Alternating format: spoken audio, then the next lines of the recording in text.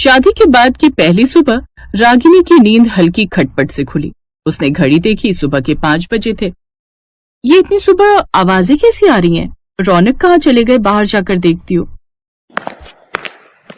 हे भगवान, लगता है सब लोग सोकर उठ गए और मैं अभी तक सो रही थी। जल्दी से नहा धोकर तैयार हो जाती हूँ, उसके बाद ही बाहर निकलती हूँ। अब बाहर जाकर देखती हूँ कि आखिर ये खटर पटर की आवाज किस चीज से आ रही है इतनी देर से। रागिनी तुरंत बाहर आ गई, पर बाहर उसे कोई दिखा ही नहीं। तभी उसने खटर पटर की आवाज सुनने की कोशिश की। लगता है आवाज उस तरफ से आ रही है, जाकर देखती हूँ। आवाज का पीछा करते करते वो किचन में पहुंच गई तो देखा सब लोग वहीं थे।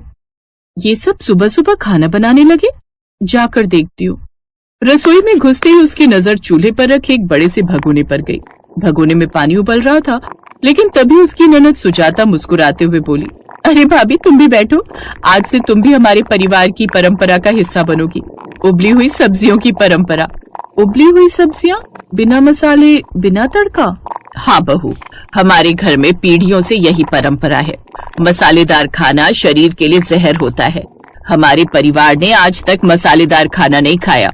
रागिनी ने धीरे से कहा, लेकिन माँ जी, स्वाद भी तो जरूरी होता है।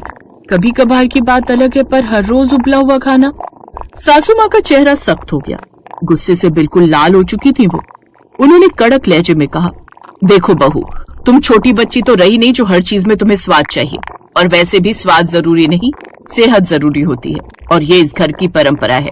अगर तुम्हें इस घर में रहना है तो इसी तरह खाना पड़ेगा। रागिनी का मन घबरा गया।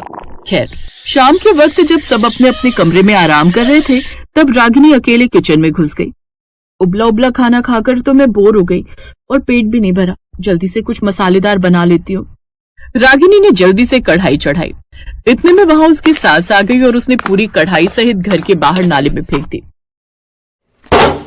उसके बाद, बहू, तुझे मना किया था ना, पहली गलती थी इसलिए माफ कर दिया। आज के बाद ऐसी गलती दोबारा नहीं होनी चाहिए, समझ में आया?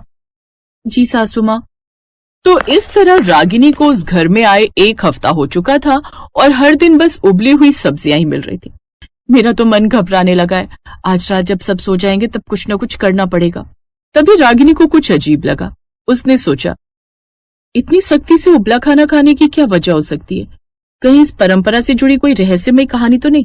पूरा घर तलाश कर देखती हूँ। सभी लोगों के सोने का फायदा उठाकर रागिनी पूरे घर में इधर उधर घूमने लगी। तभी अचानक उसे एक दरवाजा दिखा। ये दरवाजा तो मैंने इस घर में आज पहली बार